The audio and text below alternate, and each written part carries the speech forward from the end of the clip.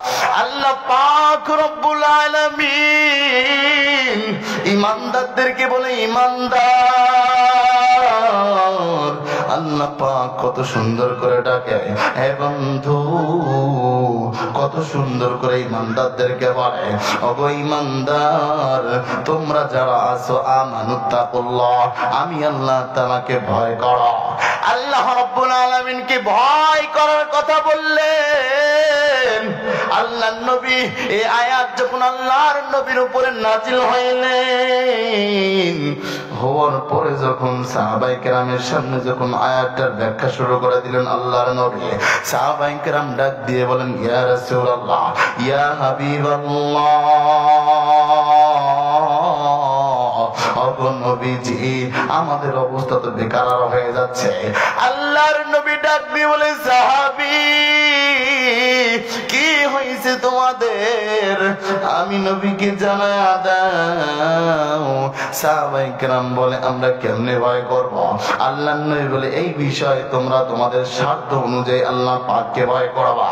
আল্লাহ রাব্বুল আলামিন বলে, হাক্কা তুকাতিহি, ভয় করার মতো ভয় করতে হবে। কথা বলেন ঠিক কিনা?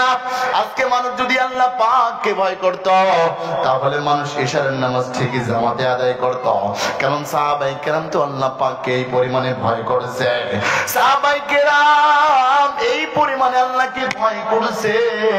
সাহাবায়ে কেরাম নামাজে দাঁড়াইছে, আল্লাহর নবী নামাজের ইমামতি করে, জাহান্নামের আয়াতগুলো যখন তেলাওয়াত করে, সাহাবায়ে কেরামরা কান্নায় বিভোর হয়ে যায়, কান্নায় বেকারার হয়ে যায়। আল্লাহর নবী নামাজ শেষ করিয়া সাহাবায়ে কেরামদেরকে বলে, ও সাহাবায়ে কেরাম, আল্লাহু আকবার, ও সাহাবায়ে কেরাম নামাজের মধ্যে এত কেন কান্নাকাটি তোমরা করলা? সাহাবায়ে কেরাম বললেন, ইয়া রাসূলুল্লাহ, ইয়া হাবিবাল্লাহ, আপনি যে আয়াতে কারিমাগুলো পড়তেছিলেন গো নবীজি, এই আয়াতে কারিমাগুলো অর্থগুলো তো আমরা জানি, এই আয়াতে কারিমার অর্থগুলো তো আমরা জানি। জাহান্নামে এত পরিমাণে ভয়ানক জায়গা, শরীরের কোন অংশ লাগবে তো অন্তর পুড়ে গোনা হয়ে যাবে, শরীরের কোন অংশ লাগবে তো পুরা শরীর পুড়ে যাবে। জাহান্নামে এমন ভয়ঙ্কর জায়গা, ওগো নবীজি জাহান্নামের আয়াতগুলো যখন তেলাওয়াত করতেছিলেন, আমরা নিজেরা আর ঠিক থাকতে পারি নাই গো নবীজি। সম্মানিত উপস্থিতি, ভালো করে শোনেন। আজকে তুমি আমি নামাজ পড়তে চাই না, অথচ সাহাবায়ে কেরাম তাকবীরে তাহরিমা তাকবীর উলা ছুটে গেলে কান্নায় বিভোর হয়ে যাইতো। না জানি আল্লাহ আমার প্রতি বেজার হয়ে গেল, না জানি আমি জাহান্নামের আসামি হয়ে গেলাম। আহারে, জীবনে কত গুনাহ করেছেন, জীবনে অনেক মাহফিল শুনেছেন, মনটাকে নরম করে দেন। আজকে তো আপনি আল্লাহকে ভয় পান না। আজকে যদি আপনি আল্লাহ পাককে ভয় পাইতেন, তাহলে দিনের পর দিন গুনাহ করি আবার বেটাগিরি শাস্তেন না। কথা বলেন ঠিক কিনা? সম্মানিত উপস্থিতি, আল্লাহর নবীর সাহাবা হযরত ওমর রাদিয়াল্লাহু তাআলা আনহু প্রত্যেকদিন রাতে ডিউটি পালন করেন। কে কোন অবস্থায় আছে, কার বাড়িতে খাবার আছে, কার বাড়িতে খাবার নাই, কে কষ্টে আছে, অর্ধ জাহান পৃথিবী যিনি শাসন করতেন, আল্লাহর নবীর সাহাবী ওমর ফারুক রাদিয়াল্লাহু তাআলা আনহু রাস্তা দিয়ে বের হইছে। এক গলির মধ্যে যখন গেলেন, মা মেয়ের কথা শুনতে পায়, মা মেয়ে কথা বলতেছে। এবার মাটার মেয়েটারে বলতেছে, ওগো মা, ওগো আমার মেয়ে, আজকে তো দুধ বানাইছো কিন্তু দুধ তো কম দেখা যায়, দুধের মধ্যে পানি মিশায় দাও। মেয়েটা ডাক দিয়ে বলে, না না মা, আমি এই কাজ করতে পারবো না। ওগো মা, আমি এই গুনাহের কাজ করতে পারবো না। মা ডাক দিয়ে বলে, মেরে কেউ তো দেখে না, তাহলে দুধের মধ্যে পানি দিতে সমস্যা কোথায়? এবার মেয়ে ডাক দিয়ে কয়, দুনিয়ার কেউ না দেখলে তো আল্লাহ দেখে। এবার মা ডাক দিয়ে কয়, আল্লাহ মনে হয় তোর কাছে, দুধের মধ্যে পানি দিয়ে কেউ বুঝবে না। আল্লাহর নবী সাহাবা হযরত ওমর ফারুক রাদিয়াল্লাহু তাআলা আনহু কথাগুলো শুনলেন। আল্লাহর নবী সাহাবা ওমর ফারুক চলে গেলেন। যাওয়ার পরের দিন মা এবং মেয়েকে ঢাকার জন্য একজন সাহাবাকে পাঠাইলেন। এবার মা এবং মেয়ে যখন যায়, মাটা এবার বুঝে গেলেন না জানি আমার কথা কেউ মনে হয় ওমরের কাছে নালিশ জানাইছে। থরথর করে কাঁপা শুরু হয়ে গেছে মা। এবার আল্লাহর নবী সাহাবা ওমর ফারুক রাদিয়াল্লাহু তাআলা আনহু বলেন, ওগো মা, গত রাতে কথোপকথন করেছেন, তবে আমি সবই শুনেছি। এবার মাটা কান্না করে আর বলে, ওগো ওমর, তুমি আমাকে ক্ষমা করে দাও, কারণ তোমার শাসন তো ভয়ঙ্কর শাসন। এটা যদি এখন তুমি আমাকে ক্ষমা না করো, তাহলে তোমার দরবার থেকে তো আমার বাঁচার কোনো উপায় নাই। ওমর ফারুক রাদিয়াল্লাহু তাআলা আনহু এবার বলে, গো মা, আমি আপনাকে মাফ করে দিয়েছি, তবে আপনার মেয়েটার প্রতি আমি অনেক বেশি রাজি আর খুশি। আপনার মেয়ের মতো যদি এরকম গ্রামের মধ্যে ঘরে ঘরে প্রত্যেকটা মানুষ হইত, তাহলে আমি ওমর ফারুকের প্রত্যেক রাতে এরকম ঘুম বাদ দিয়ে মানুষের দ্বারা দ্বারে যাওয়া লাগতো না। ওগো মা, আমি আপনার মেয়ের প্রতি রাজি এবং খুশি। আপনি যদি কিছু মনে না করেন, আমার সন্তান আব্দুল্লাহর সঙ্গে আপনার মেয়ের বিবাহ দিতে চাই।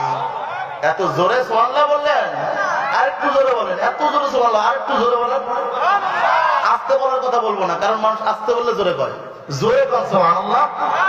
সম্মানিত উপস্থিতি, এবার বুড়ি মহিলা থরথর করে কাঁপা শুরু হয়ে গেল। আমি একজন গরিব মানুষ, কেমনে সম্ভব যিনি অর্থনীতি শাসন করেন তার ছেলের সঙ্গে আমার মেয়ের বিবাহ হবে, এটা কেমনে সম্ভব? এবার বুড়ি মহিলা কান্না করে আর বলে,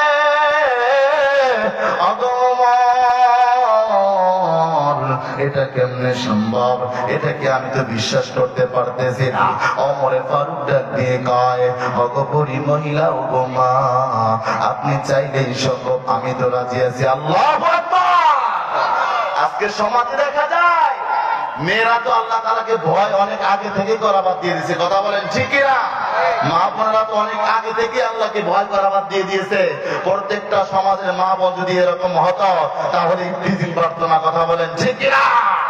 সম্মানিত উপস্থিতি, কথাটা গভীর মনোযোগ দিয়ে শুনবেন গো বাবা। আল্লাহর ভয় এমন জিনিস, আল্লাহর ভয় আপনাকে মসজিদ পর্যন্ত পৌঁছাবে। কথা বলেন ঠিক কিনা? আল্লাহর ভয়, টাকা আছে তো যাকাত দেওয়ার সাহায্য করবে, টাকা পয়সা আছে তো হজ করতে পারবেন। আল্লাহর ভয় এমন এক জিনিসের নাম, আল্লাহর ভয় থাকলে প্রত্যেকটা কাজ আপনাকে সহজ করে দিবেন তিনি। একজন মুরব্বী জীবনে নাফরমানি আর গুনাহ করতে করতে বয়সকাল শেষ হয়ে গেছে। মৃত্যুর আগ দিয়ে সন্তানদেরকে ডাক দিয়ে বলে, সন্তানেরা শুনে যাও, আমি মনে হয় আর বেশি দিন বাঁচবো না, তবে সন্তান গো, একটা ওসিয়ত তোমাদেরকে করে যায়। এবার সন্তানগুলো ডাক দিয়ে বলে, বাবা কি ওসিয়ত করবেন একটু জানায়া দেন। এবার মুরব্বী বলে, আমার ভিতরে তো আল্লাহর ভয়, তবে আমি তো নাফরমান, আমি তো গুনাহগার, আমার জীবনটা তো আমি গুনাহ করতে করতে শেষ করে ফেলেছি। এবার যুবকেরা বলে, ও বাবাজি, আপনার কি ওসিয়ত আমাদেরকে জানায়া দেন। মুরব্বী ডাক দিয়ে বলে, আমার যেদিন ইন্তেকাল হয়ে যাবে, তোমরা আমার লাশটা কবরে নামাবা না, আমাকে দাফনের কাজ সম্পন্ন করবা না, তোমরা আমাকে পুড়ে ফেলবা, পুড়ে ফেলার পর ছাইটাকে দুই ভাগ করবা। এক ভাগ ছাই সমুদ্রের মধ্যে নিক্ষেপ করে দিবা, আরেক ভাগ ছাই বাতাসের মধ্যে উড়াইয়া দিবা। এবার যখন মুরব্বী ইন্তেকাল করলেন, সন্তানরা ওসিয়ত মোতাবেক বাবার লাশটাকে পুড়ে ফেললেন, ছাইগুলোকে দুই ভাগ করলেন, করার পর এক ভাগ ছাই এরকম সমুদ্রের মধ্যে উড়াইয়া দিলেন, আরেক ভাগ ছাই বাতাসের মধ্যে উড়াইয়া দিলেন। অত কোটি পাড়ার মুসলমান, আমি আপনাদের কাছে জানতে চাই, অসম্ভবকে সম্ভব করা কার কাজ? এরে সর্বনাশ, জোরে কন জোরে কন। আজকে জবান দিয়ে আল্লাহর নামও বের হয় না। আবার কিছু লোক চুপ করে আছে, আরেকজন বলুক আমি চুপ থাকি। আহারে, মার নাম দিয়ে সুন্দর করে মারে ডাকতে পারো, বাবারে ডাকতে পারো, সন্তানকে ডাকতে পারো, আল্লাহরে ডাকতে পারো না, তার মানে বোঝা গেল তুমি এখন আল্লাহর পাগল হতে পারো না। জোরে বলো তো, অসম্ভবকে সম্ভব করা কার কাজ? আর কি আওয়াজ নাই? মহাব্বতে বলো না কার কাজ? আল্লাহ কবুল করুন, চিল্লায় বলুন আমিন। সম্মানিত উপস্থিতি, এবার ছাইগুলোকে একত্র করলেন, ছাইগুলোকে একত্রে করিয়া ছাইগুলোকে অনুমতি দিলেন, তোমরা আগের মতো মানুষ হয়ে যাও। সুবহানাল্লাহ, তোমরা আগের মতো মানুষ হয়ে যাও। আগের মতো মানুষ হয়ে গেলেন। মানুষ হওয়ার পরে এবার বললেন আমি আল্লাহ তাআলা ঘুম দিয়ে দিলাম, কথা বলো। এবার কথা বলার অনুমতি পাইলেন। যখন কথা বলা শুরু করে দিলেন, এবার আল্লাহ রাব্বুল আলামিন ডাক দিয়ে বলেন মুরব্বি, আপনি কেন এই কাজ করলেন? আমি আপনাদের কাছে জানতে চাই, এটা কি আল্লাহ পাক জানেন না? কথা বলেন না কেন? জানেন কি জানেন না? জানার পরে কেন বললেন? আল্লাহ শুনতে চায়, কথা বলেন ঠিক কিনা? এবার ডাক দিয়ে বলে কেন আপনি এই কাজ করলেন? এবার বৃদ্ধ বুড়া চাচা ডাক দিয়ে কয় আমি তো পাপী, আমি তো গুনাহগার, আমি তো নাফরমান, আমার থেকে পাপী আর কেউ নাই, আমার থেকে গুনাহগার আর কেউ নাই। অত কোটি পাড়ার মুসলমান, দিনটাকে নরম করে দেন বাবা। 60 বছর গুনাহ করেছেন, 70 বছর গুনাহ করেছেন, আল্লাহ আপনার প্রতিবেদন না যদি আপনি তওবা করে মাপ চান, কথা বলেন ঠিক কিনা? সম্মানিত উপস্থিতি, এবার যখন আল্লাহ পাক জিজ্ঞাসা করলেন, এই বুড়ো চাচা ডাক দিয়ে কয় আমি তো গুনাহগার, আমি তো নাফরমান, আমি জানি আমার তকদির, আমার কপালে জান্নাত নাই, আমার কপালে জাহান্নাম, এজন্য আমি আগে থেকে নিজেকে পুড়ে ফেলেছি। ওগো আল্লাহ, যেখান থেকে বাঁচতে চাইলাম, যেখানে বাঘের ভয় সেখানে রাত হয়, আমি আপনার কাছে বাঁচতে চাইলাম, কিন্তু বাঁচতে তো পারলাম না। ওগো দয়ার আল্লাহ, আপনি আমাকে কি করবেন করেন। এই বলে মুরব্বি কান্না শুরু করে দিলেন। আল্লাহ বলেন বৃদ্ধ চাচা মুরব্বিকে ডাক দিয়ে বলল ওগো বুড়ো, তোমার জীবনের গুনাহগুলোকে আমি আল্লাহ মাফ করে দিলাম। জোরে বলা যাবে কি আল্লাহু